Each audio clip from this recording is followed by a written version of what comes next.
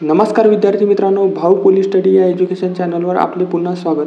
मित्रांनो, आज आपण बघणार आहे पोलीस भरती 2024 मध्ये जे काही महत्त्वाचे जीकेचे प्रश्न विचारण्यात आले होते ते प्रश्न आजच्या व्हिडिओच्या माध्यमातून कव्हर करणार आहोत.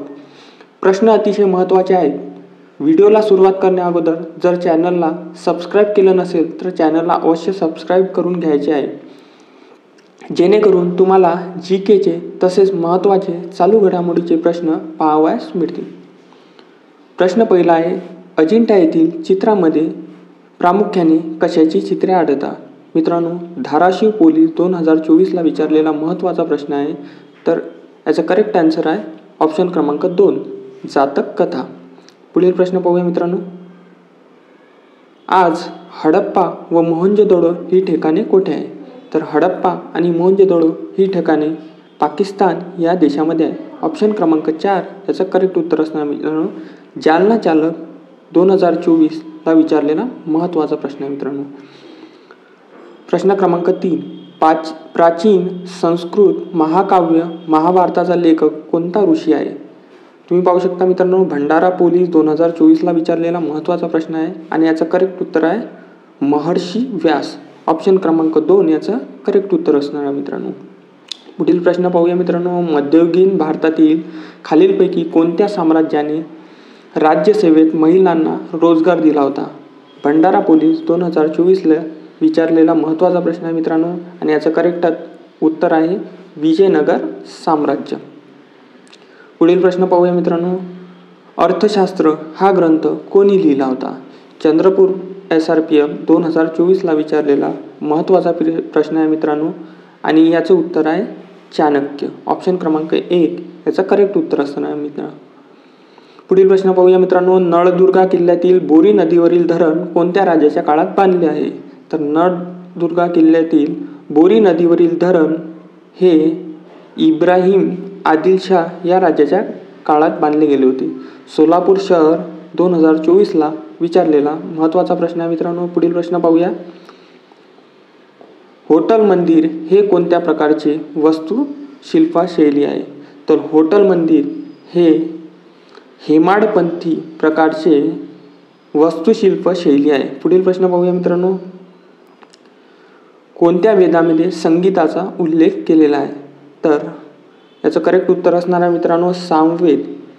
सामवेद या वेदामध्ये संगीताचा उल्लेख केलेला आहे. पुढील प्रश्न पाहूया मित्रांनो. प्रश्न क्रमांक 9, प्राचीन संस्कृतीचे अवशेष सापडलेले जोरवे हे ठिकाण कोणत्या तालुक्यात आहे?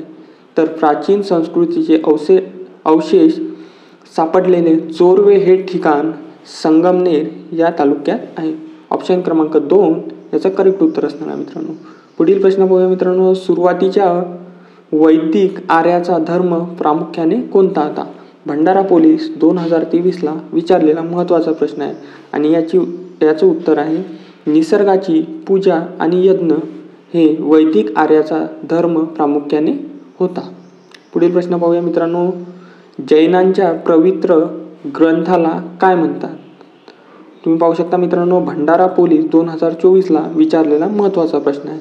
तर जैनांच्या पवित्र ग्रंथाला आगमसूत्र ऑप्शन क्रमांक 1 याचं करेक्ट उत्तर असणार आहे मित्रांनो हे म्हणतात.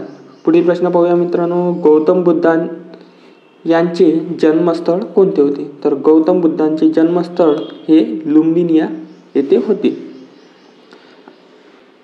स्पष्टीकरण पाहूया मित्रांनो. गौतम बुद्ध यांचे जन्मस्थळ कपिलवस्तू जवळ लुंबिनी येथे आहे आणि भगवान महावीर यांचे जन्मस्थळ कुंडग्राम हे आहे. पुढील प्रश्न पाहूया मित्रांनो. महाबलीपुरमची स्थापना कोणी केली होती? तर महाबलीपुरमची स्थापना हे पल्लव या राजाने केली होती.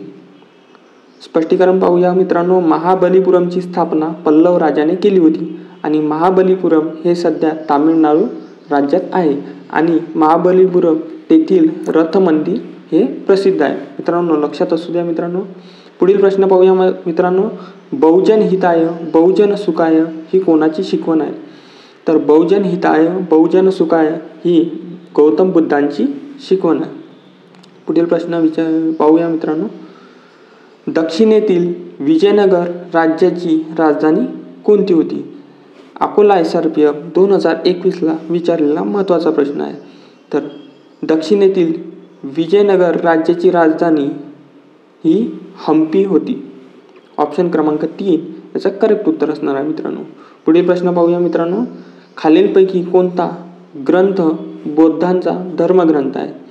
तर त्रिपिटक हा बौद्धांचा धर्मग्रंथ आहे मित्रांनो, लक्षात असू द्या मित्रांनो. पुढील प्रश्न पाहूया मित्रांनो. हडप्पा संस्कृती कोणत्या नदीच्या खोऱ्यात विकसित झाली? तर हडप्पा नदी ही सिंधू नदीच्या खोऱ्यात विकसित झालेली आहे. पुढील प्रश्न पाहूया मित्रांनो.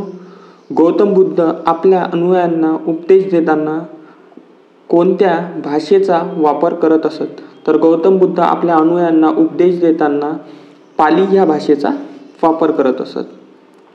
पुढील प्रश्न पाहूया मित्रांनो. रामचरितमानस या अवधी भाषेतील साहित्याची निर्मिती कोणी केली होती? तर रामचरितमानस या अवधी भाषेतील साहित्याची निर्मिती तुलसीदास यांनी केली होती. पुढील प्रश्न पाहूया मित्रांनो. महाभारतातील धृतराष्ट्र या राजाच्या पत्नीचे नाव काय होते?